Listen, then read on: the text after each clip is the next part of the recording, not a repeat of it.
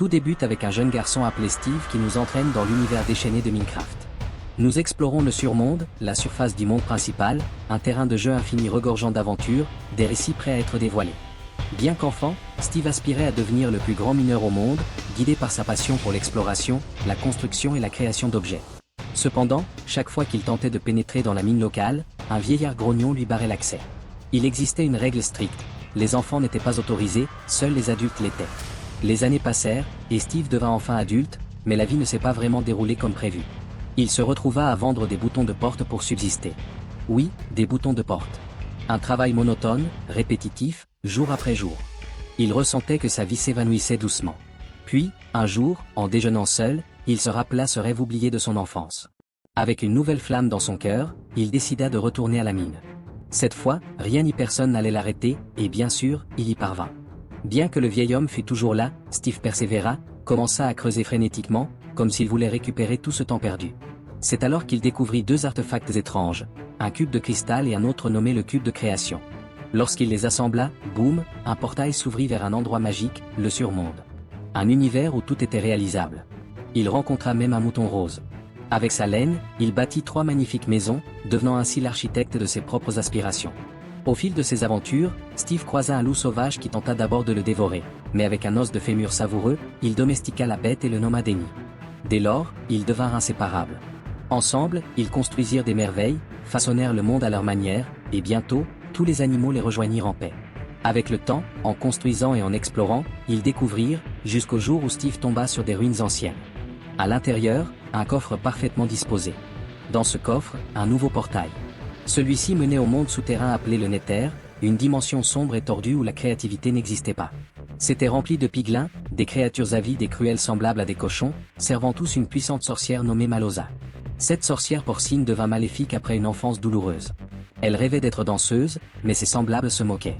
Même son père la chassa, la traitant de honte. Depuis, elle vivait de pure haine. Malosa était obsédée par le cube de création. Elle voulait dominer chaque monde existant. Mais Steve, astucieux et brave, réussit à s'échapper avec l'orbe. Il le confia à Denny avec une mission, le ramener sur Terre et le cacher là où personne ne le trouverait. Denny réussit. Il traversa les mondes et cacha l'artefact le plus puissant existant sous les instructions de Steve. Tant qu'il restait là, le monde principal était en sécurité. Des années plus tard, nous rencontrons Garrett Garrison, un jeune homme qui transforma toute la scène vidéoludique en devenant la star d'un jeu d'arcade à succès. Il possédait cette aptitude incroyable à lancer des objets avec une précision chirurgicale, ce qui lui valut le surnom de l'éboueur. Il devint si célèbre qu'il décrocha un contrat d'1 million de dollars. Il avait tout, jusqu'au jour où il reçut un avis d'expulsion. Comme si le destin l'avait fait chuter du sommet directement au fond. Maintenant, Garrett était complètement ruiné. Désespéré pour un retour, il se rendit à une vente aux enchères locales, espérant dénicher quelque chose à revendre pour de l'argent. Un employé lui parla d'un vieil artefact supposé être très précieux. Intrigué, Garrett dit qu'il considérerait l'achat si on lui faisait une meilleure offre et qu'on le laissait examiner l'objet. Les enchères commencèrent, et après une brève bataille, Garrett repartit avec l'objet mystérieux pour 900 $, acceptant de le rembourser en 6 mois. Mais lorsqu'il ouvrit la boîte, il fut totalement déçu. Elle semblait complètement vide. Frustré, pensant avoir été escroqué, il claqua le couvercle, sans remarquer que le cube de création était là, dissimulé à la vue, aveuglé par sa déception. Quelqu'un à proximité, entendant ses plaintes sur sa ruine, lui dit qu'il était peut-être temps d'arrêter de courir après des trésors dans des enchères douteuses. Pendant ce temps, nous rencontrons Henry et sa grande sœur Nathalie. Ils venaient d'emménager en ville après la mort de leur mère. Nathalie tentait de se relever, ayant trouvé un emploi modeste pour payer le loyer. À leur nouvelle maison, ils furent accueillis par Dawn, une agente immobilière amicale, qui les reçut avec des paroles gentilles et une ambiance chaleureuse. Le lendemain matin, Nathalie prépara le petit déjeuner pour Henry, une pizza à partager avec ses nouveaux camarades de classe. Elle lui offrit même une bouteille d'eau de Cologne pour montrer un peu d'affection. Mais Henry, encore secoué par tous les changements et le deuil, murmura à peine un merci et partit pour son premier jour d'école. Ailleurs, Garrett rangeait de vieux objets dans sa boutique quand Henry entra. Le garçon curieux lui offrit une part de pizza en échange de conseils.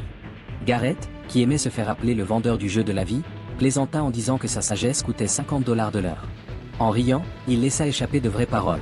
Les amis sont parfois comme des puzzles, tu as toutes les pièces, mais il te manque parfois juste une pour te sentir complet. Il ajouta, tu ne peux pas être une équipe seule, mais avec un seul de plus, tu peux tout surmonter. Inspiré, Henry laissa la pizza et se rendit en classe. À l'école, il rencontra le directeur, qui lui remit son badge. Pendant leur discussion, elle partagea au hasard que son mariage était mort depuis des années, mais qu'ils restaient ensemble pour l'amour de leur chien. Plus tard, Henry entra dans sa classe, où le professeur se plaignit avec un sarcasme cinglant aux élèves de combien il détestait sa vie. Au début des cours, ils lancèrent un projet de groupe. Henry fit une erreur en plaçant une pièce incorrectement, et soudain, le prototype de jetpack devint incontrôlable. À ce moment, Nathalie, qui travaillait à proximité, fut prise au dépourvu lorsque le gadget hors contrôle s'écrasa sur son bâtiment. Le directeur paniqua, exigeant de parler au tuteur d'Henry. Paniqué, Henry appela Garrett et le supplia de se faire passer pour son oncle.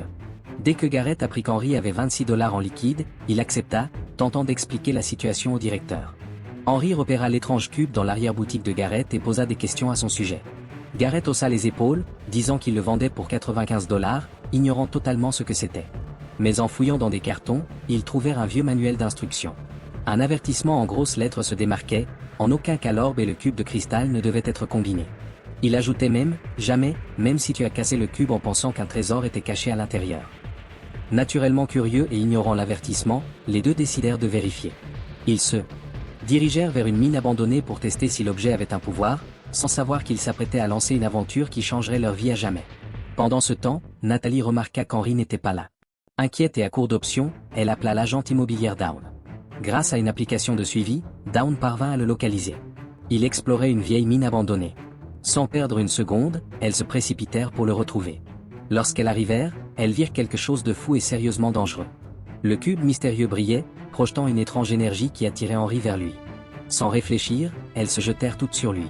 Et juste comme ça, l'un après l'autre, ils furent aspirés dans le vortex, traversant le portail directement dans le surmonde. Stupéfait par le nouvel univers autour d'eux, Garrett se présenta fièrement comme une légende du jeu vidéo de 1989. Peu après leur arrivée, ils croisèrent le mouton rose emblématique, qui les observait avec curiosité. Mais ils n'étaient pas seuls. Un villageois, ayant vu le portail s'ouvrir, décida de les suivre en traversant vers la Terre, lançant une nouvelle connexion sauvage entre les mondes.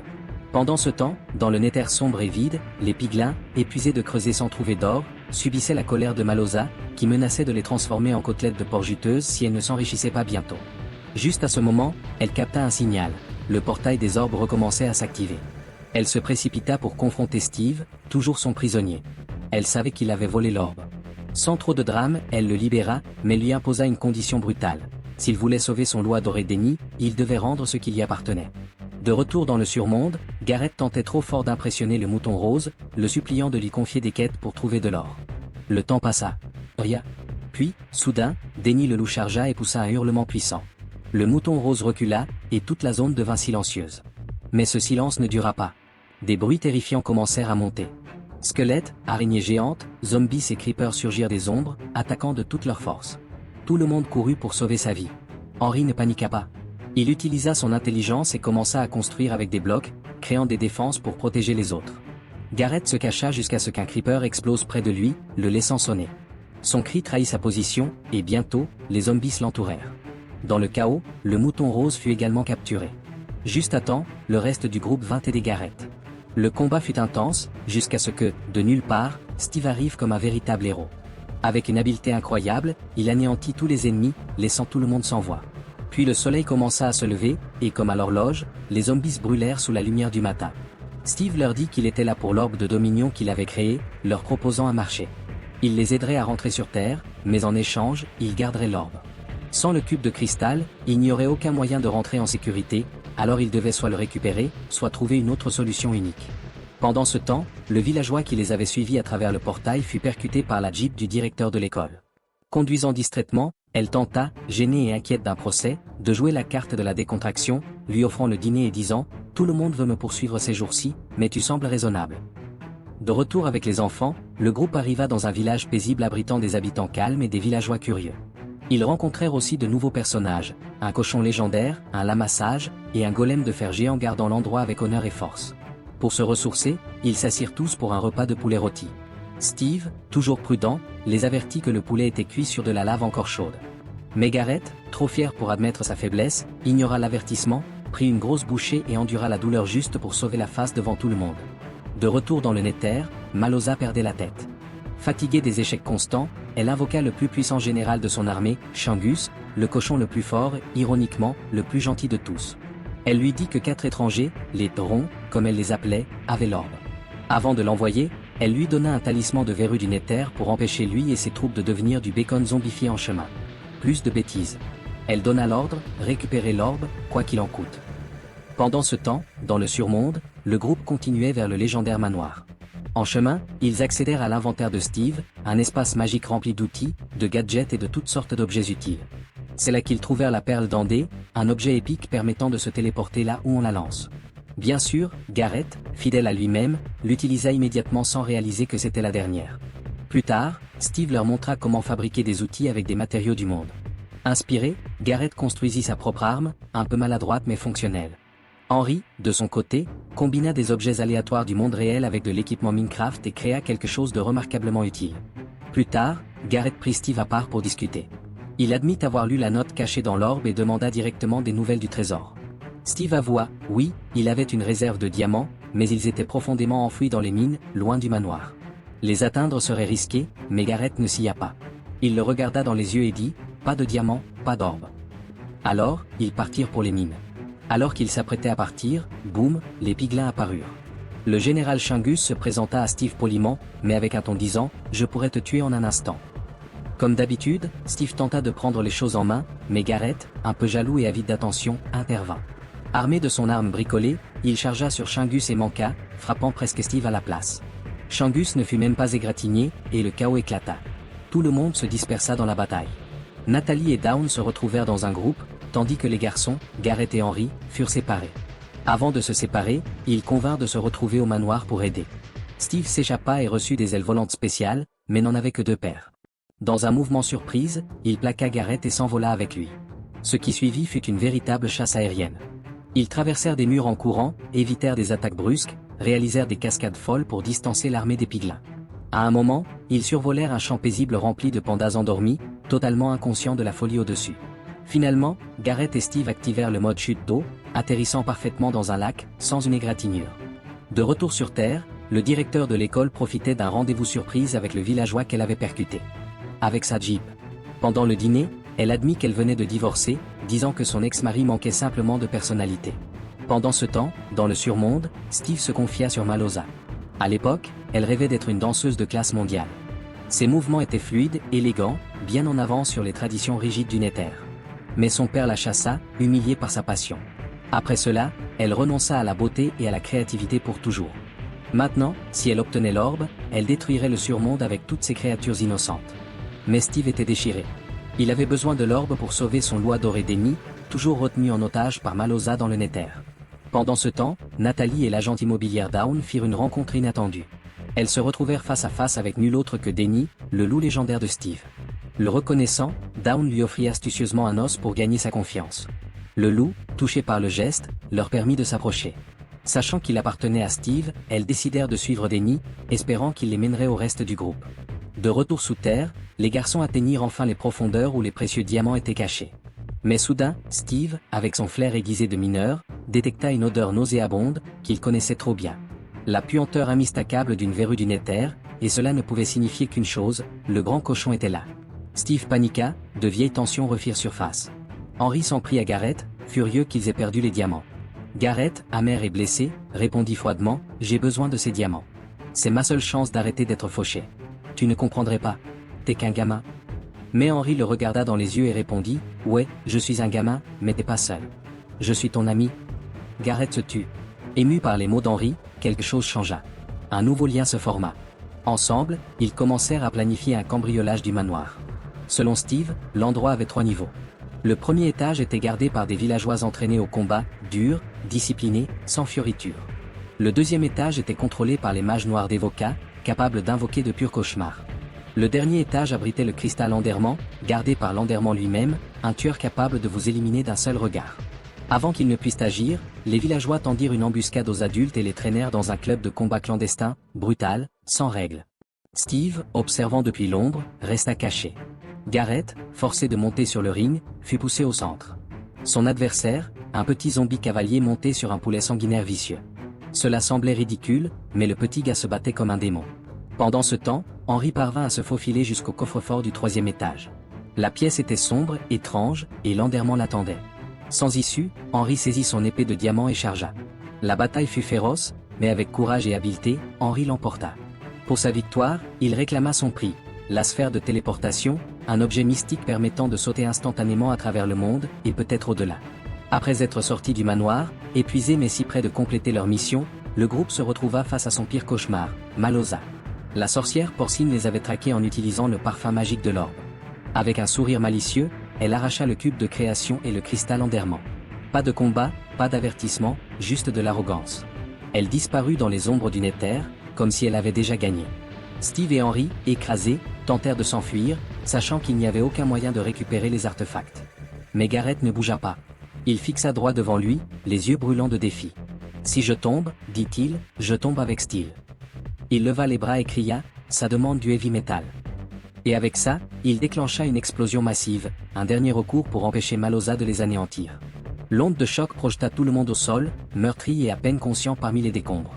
Quelques instants plus tard, Denny trouva Steve et le poussa pour le réveiller. Steve se leva lentement. Au loin, Henry s'agitait. Il était blessé, mais vivant. Au milieu de la dévastation, ils repérèrent une étrange petite structure, une maison champignon confortable que Dawn avait construite comme abri rapide. Réunis avec Natalie et Dawn, le groupe réalisa à quel point la situation était grave. Les ténèbres se répandaient à travers le monde, le pouvoir de Maloza engloutissant tout. Il était temps pour Garrett de se battre pour le monde. Après toutes les épreuves traversées, ils décidèrent de riposter. Ils commencèrent à fabriquer de nouveaux outils. Henry, plus fort et plus malin, tenait la sphère de téléportation et exposa un plan. Il modifia les golems de fer, les améliorant avec des modules ultra rapides. Maintenant, ils avaient une armée de géants métalliques enragés, prêts à affronter la horde du Nether. Maloza les vit arriver et rit. Les golems ne se battaient pas sans provocation. Mais un petit cochon téméraire lança le premier coup, et c'était suffisant. Les golems s'activèrent, et la guerre commença. Maloza, furieuse, libéra son arme la plus mortelle, le grand cochon. Mais elle ne s'attendait pas à ce que les héros aient construit leur propre golem ultime, encore plus grand et plus fort, forgé dans un alliage secret. Les deux bêtes s'affrontèrent dans une confrontation tonitruante qui ébranla le surmonde jusqu'à son cœur. Pendant ce temps, Steve affronta Maloza. Armé de la tête aux pieds d'une armure de diamants sculptée à la main, brandissant une épée de diamant massive, il ressemblait à une légende. Mais Maloza ne tremblait pas. Elle savait que sa magie noire surpassait n'importe quelle lame. Ailleurs, sur le champ de bataille, Henry se fraya un chemin vers l'orbe de domination, tandis que Nathalie se retrouva seule. Alors que le grand cochon se libérait du combat contre le golem, il chargea vers elle. Elle n'avait aucun moyen de s'échapper. Mais avant que le pire n'arrive, une voix retentit. Dawn, fière, se tenait au sommet d'une colline, entourée d'une meute de loups sauvages qu'elle avait apprivoisés avec un sifflet aigu. Elle ordonna l'attaque. Les loups se jetèrent sur le grand cochon, déclenchant une bagarre primitive et sauvage. Puis, au milieu du chaos, le grand cochon, enragé, tira un rayon mortel directement sur Henry. Il fut touché, tomba sur le champ de bataille, immobile. Tout le monde se figea, jusqu'à ce que, dans la fumée et les flammes, Garrett réapparaisse, renaissant de ses cendres comme un phénix. Il se précipita, attrapa Henry et le mit en sécurité. Avec la force qu'il leur restait, les héros se regroupèrent. Ils détruisirent la machinerie sombre de Maloza et jetèrent l'orbe de domination dans l'abîme. Soudain, la lumière recommença à briller, le surmonde respira, l'équilibre revint. Mais juste au moment où l'orbe tombait, le grand cochon le rattrapa. Tout espoir semblait perdu, jusqu'à ce que le golem ultime libère un coup final dévastateur, terrassant la bête et récupérant l'orbe une fois pour toutes. Avec l'orbe de nouveau entre leurs mains, l'heure de l'affrontement final arriva. Steve fit face à Maloza. Elle était faible, acculée, vaincue. Il la regarda dans les yeux. « C'est fini. Tu as perdu. » Mais même alors, elle tenta de le duper. 3 fois, elle se jeta sur lui, couteau caché. 3 fois, il la bloqua. Steve savait que le combat était terminé. Mais au lieu de l'achever, il s'éloigna, la laissant vivre avec la honte de son échec. Avec la menace enfin neutralisée, Steve dit au revoir à l'équipe. Il se tourna vers Henry et lui offrit une place dans le surmonde, une chance de rester et de commencer une nouvelle vie. Mais Henry sourit et refusa. Il rentra chez lui. Steve respecta sa décision. Il retrouva Denny, son fidèle loup, mais surprit tout le monde. Il s'agenouilla près de Denny et tendit la laisse à Dawn. Il a besoin d'une vie paisible, et toi aussi, dit Steve avec un sourire doux. Puis il appela Garrett un véritable ami et un guerrier courageux. Il remercia Nathalie et Dawn pour leur bravoure. Il les regarda franchir le portail un par un, et juste au moment où il allait retourner à sa vie paisible dans le surmonde, Steve s'arrêta. Il regarda autour de lui, réfléchit un instant, et avec une nouvelle détermination, il traversa le portail vers la Terre. Quelques jours plus tard, tout avait changé. Garrett prospérait, sa boutique était désormais un lieu incontournable. C'était un maître du jeu et de l'agitation. Avec l'équipe, ils lancèrent un tout nouveau jeu vidéo basé sur leur folle aventure. La vie ne pouvait pas être meilleure. Dawn abandonna l'immobilier pour vivre l'aventure. Avec Denny à ses côtés, ils apportaient la fête partout où ils allaient, comme le disait son nouveau slogan. Nathalie ouvrit une école d'autodéfense, devenant une héroïne locale, une icône communautaire. Et Henry, il réalisa enfin son rêve, son jetpack fonctionnait, planant dans les cieux. Et ainsi, l'histoire se termine. Ou peut-être pas. Dans une scène post-crédit, l'amour fleurit entre le villageois et le directeur de l'école. Ils parlaient désormais couramment les langues humaines, et elle avait appris à être villageoise depuis leur rencontre mouvementée. Il avait une idée en tête. Il lui prit la main, s'agenouilla et posa la question. Et c'est ainsi que l'histoire se conclut.